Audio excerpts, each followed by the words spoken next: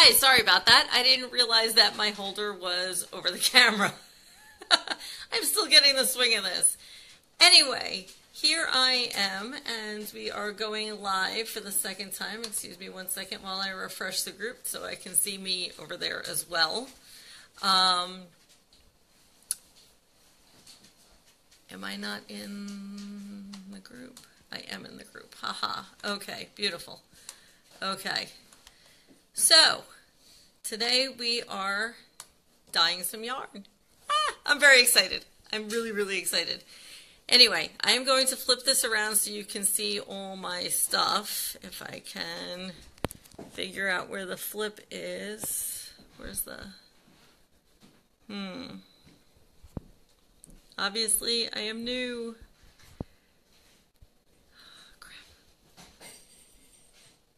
Ah, there we are. I got it. Okay. There is my bowl of water. Hang on one second. Let's do this the right way. This is the yarn I will be dyeing. It is 5 3/4 ounces of Shetland that I spun. And because it's 5 3/4 ounces of Shetland, it requires 57.5 ounces of warm water, which is in there. I also have 47 grams of alum, which is a mordant that helps the dye take better. And this is the dye I'm going to be using. It is an indigo color. I'm very excited because blue is my favorite color. This is not, however, indigo.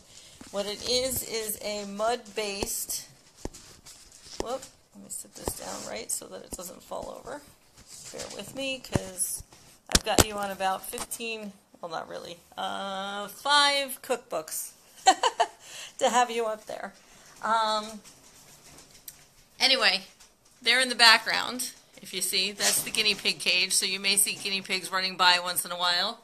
And the dogs are running around here next to me, so they are likely to be, oh, there goes a tail, a couple of tails. So they're likely to get in on the act too, at least their tails and possibly their heads poking over the table.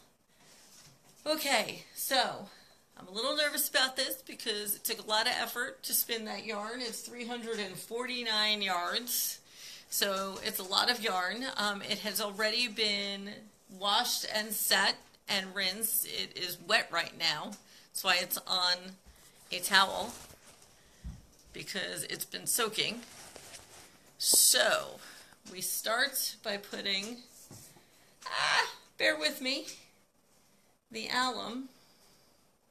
I'm so nervous to do this. I swear I'm nervous to do this. So we start by putting the alum into the water bath. Make sure it all goes in there. And make sure it all dissolves. It's important, apparently, that the alum all dissolves because otherwise it can cause issues with the way that the yarn dyes. So, the alum is now in there. It appears to be dissolved. I'll put that over there on a paper towel. And you can see, it doesn't look like there's much of anything in there. The cool thing about this dye that I'm using, aside from the fact that it's 100% natural, is because it is mud-based, it doesn't require hot water, which is nice. It uses kind of lukewarm water. Again, this is the dye I'm using. It is called Bengala dye. It is out of Japan. We've got to give it a good shake, so I will do that.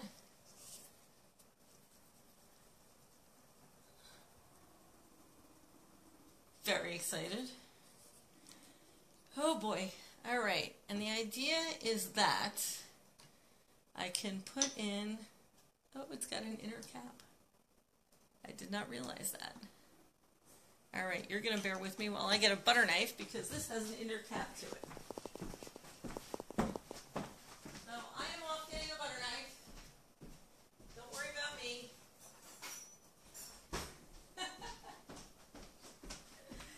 What happens when I don't open things ahead of time, because yes, it's got the metal cap, and then it's got the inner cap. So, butter knives are good for so many things. Jackie Mason jokes about it, or used to anyway, that, look, there with the inner cap.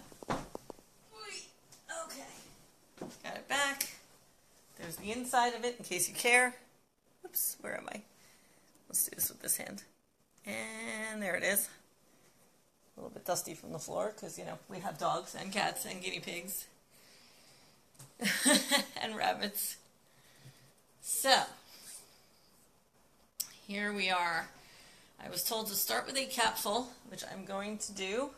Hopefully you can see this. And pour it in. And let's close this up so it doesn't spill. Now, when I watched this on the shops video, they used their hands, and it didn't appear to stain their hands, which is pretty nifty, and that actually looks pretty good. Let me lift you up so you can see it. Look how dark that is. I'm so excited. I know I keep saying that, but I'm like a crazy person with dyeing this yarn, and my favorite color is blue. So, in we go, and let's see how it goes, if it soaks up all the dye. Alright, we need to knead it.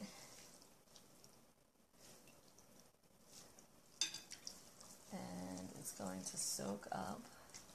I'm going to move it around. I'm going to need another capful in this. I can tell because of how much yarn I have. And wow, it already soaked up all that color. Look at this. That's crazy. It's all out of there. All right, another capful it is.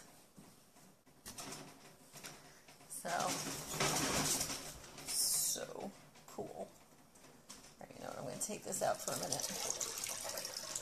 Or set it to the side, I guess. Because I'm going to want to not have it all dyed in one spot. Alright. Let us mix that in. And now, make sure that all the spots that didn't get dyed so well get dyed. Whoops, sorry if I shook you. I apologize for that. So, this is apparently how most dyes work, not in terms of the cool water, but in terms of the fact that you know you've used up all the pigment when you see that it's gone from the water, which is pretty nifty. Okay, let's see this. So, where's a good end? There's a good end. Look at this.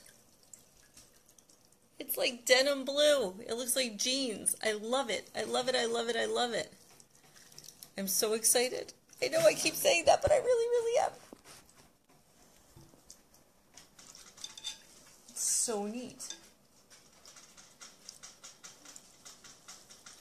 I'm going to add a little more of the pigment just to make sure it's mostly even. Oop, I don't mean to stick that in there. Jeez, I make a mess. Just a little bit more, not a full capful.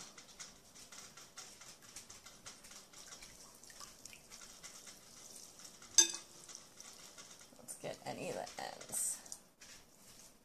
Now, sorry I'm being quiet when I know I should be talking to you guys. And I learned on the last video that I actually need to keep my voice up, especially when I am not directly in front of the phone or the camera and looking away, which I'm standing over the phone right now, obviously, because my hands are all there. But look at this. Look at this. I'm so excited.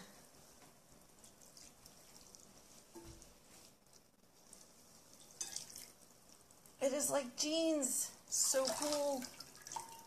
Alright. do need to wring it out. That was quick. That was a lot quicker than I thought it would be. And then, into the towel to get wrung out a little more. And then I'm going to hang this up to dry. And it will be ready for whenever. Hang on, let me flip back to me so I can see you. Or you can see me, more like. Excuse me one second. No, that's not it. Aha, there's the button. I see the button. Whoops, wrong way. Can you see me? Oh, right, we're over the stupid camera again. Ha ha ha ha. There we are. Hi. Okay, so yes, there's the camera on the front of the phone and the camera on the back of the phone, and the one on the front of the phone gets covered by, I have this cute little holder that I actually won. And it's great for holding the phone when I do this. However, it also has a tendency to cover the camera on the front of the phone where I get to see what I look like while I'm talking to you. Anyway, so we just dyed my very first yarn. Well, not my first yarn, but my first dyeing of a yarn that I spun. Very cool. There will be more colors to come. I also have these very nifty pink, orange, and gray. And I actually have some more yarn washing as we speak. In fact, you know what? How much water do I have here? I would need to measure out more alum and more water. But we may just do that. Hang on while I put you down into my little holder. I'm going to put you this way instead, because I am going to, whoop, stay there. Let's close up the blue. Putting the blue away. And, oh, I got it all over my hands. Well, that's nice. That's why I have a paper towel. Lovely. Let's clean off the outside of that so it doesn't get all over me next time. And there's still a bunch left, which is good, because I'm going to be wanting to use that more. But I was thinking of doing something in pink. I will need 40 ounces of water, so we're going to have to remeasure that. So let's do that. Excuse me one second. You stay here. I'll be back. You can look at my awesome spinning wheel. That is the top of a walking wheel, which is what preceded the spinning wheel that you saw me using the other day on Saturday. It is used by standing and walking back and forth. Here. Let me show you. This wheel, whoops, without covering the thing, this wheel is, look how big that is. It is almost as tall as I am. And you would spin this, and over there, whoops, it's weighted a little oddly, over here is where there are pieces missing that the yarn would be spun from. And people would walk miles with these things back and forth. And, oh, hello, Diana. I just see that you're watching. Thanks for being here. Okay, so, water. I am going to disappear again for a minute while I flip you around. Okay, put you back in the holder, because we're going to get more water and dye more yarn, because this is way too much fun. Like, way too much fun, for me anyway. Hopefully it's fun for you as well. Alright, so there's the bowl with the water, well, without the water. And I said, I'm doing a 4-ounce yarn. I need 40 ounces of water, so let's zero the bowl. And I'll be right back. Headed to the kitchen. So, 40 ounces of warm water. And then I will need 0.03, whatever that is, in alum, which I will then also measure out. Hello, I'm back. All right, let's pour the 40 ounces of water. 40 ounces is 32 plus 8. So 2 pounds, 8 ounces. I can do arithmetic. It's pretty nifty. All right. That's 2 pounds and 3/4 of an ounce. Excuse me, Connor.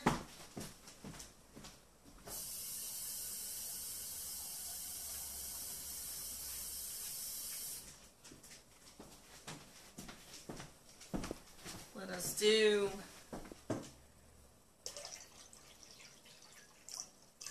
2 pounds, 6.5 ounces,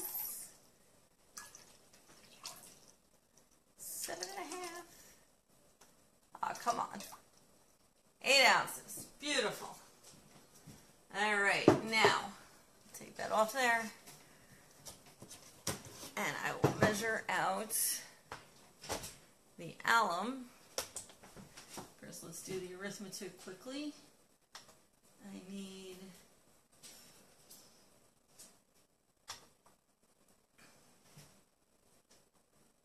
40 ounces times 0.03, well, 3% is 1.2 ounces, perfect, of alum. So I'm going to grab a spoon, which I should have grabbed when I grabbed the water. All right, on my way back with a spoon with the alum. This is what it comes in. I got it from the woolery. I need 1.2 ounces of alum. Let's zero that.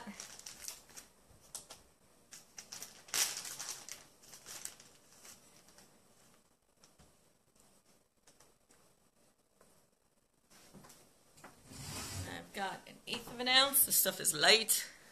It's very, very light. All right, now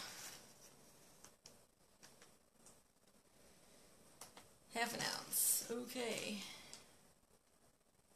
I think we're going to go with just 1 ounce so that we don't go over. It's better to go a little under than a little over. All right. That's about 1 ounce. Let's put this over there. Get this into here.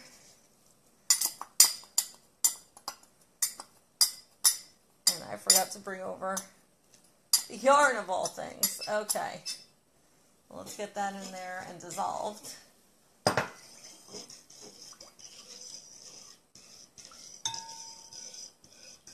let's get us another yarn. Very excited to try the pink. So. All right. Let's do it.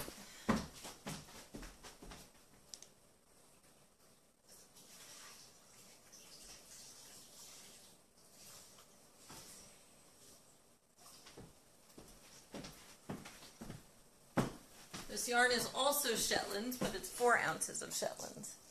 And here it is. It's a little soggy still because I just took it out of the bath. Because I wasn't expecting to do it live, but why not? Why not? Why not?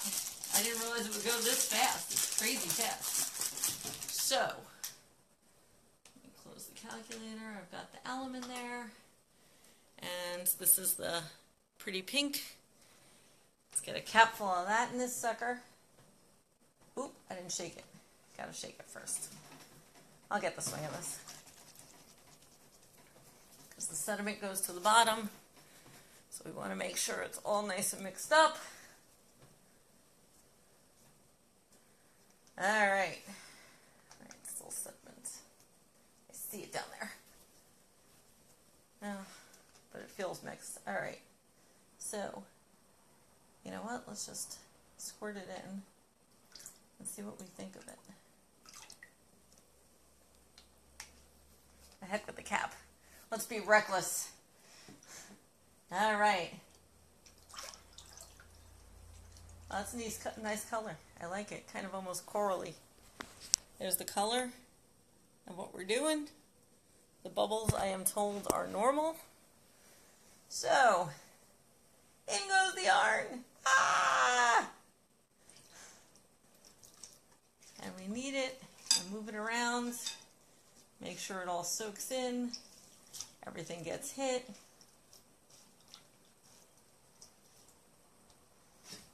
Let's see if you can see this. It's all down in there.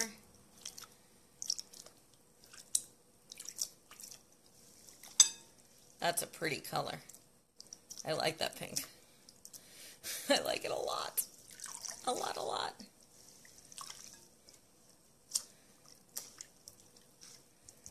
So, that's really nice.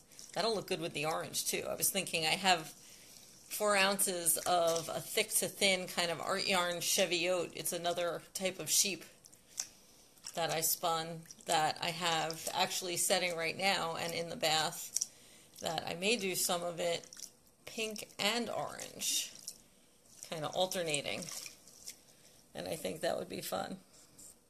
Hey Em, good to see you watching. Thanks for being here. My first day ever dyeing yarn. And I know I keep saying it, but it's true. It's very exciting to me. Just creating everything beginning to end is so neat.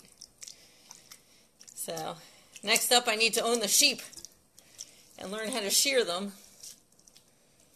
And work my way even farther backwards through the process. Although with the bunnies, I do have them. And I shear them myself. And raise and feed them. And play with them. And groom them. And I'll have to go live one day with the bunnies and show you how I brush them and how they act. And how I shear them.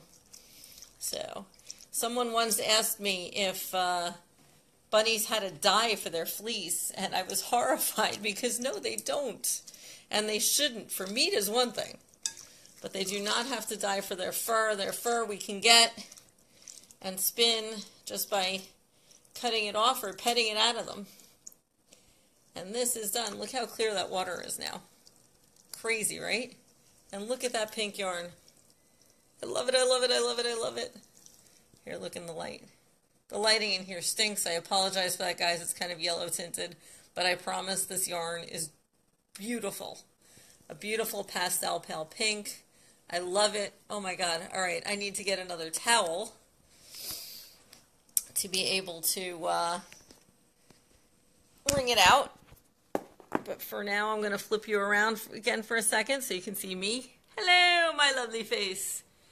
Anyway, so we dyed the blue. You didn't get to see that. So here, this was the blue. Whoops. I got to flip you around first. That's unhelpful otherwise. Look at that. Is that not awesome? And then I dyed the pink. And I love it. So anyway, thanks for being with me and watching. And hopefully we'll do a bunch more cool videos. Me. Ha! Well, me and the dogs and the rabbits and eventually the guinea pigs and whoever else is around. If I can get the cats out, they'll come out too. Anyway, you can see the whole menagerie. At some point when it's warmer out, and I don't mind being outside for any length of time, you'll see the chickens. Anyway, thanks for being with me for the dyeing process. It has been fun for me. I hope it's been informative for you. If you have any questions, feel free to post them. I will answer them. I will be online. I am always on Facebook. Almost always. Thanks for being here. Bye.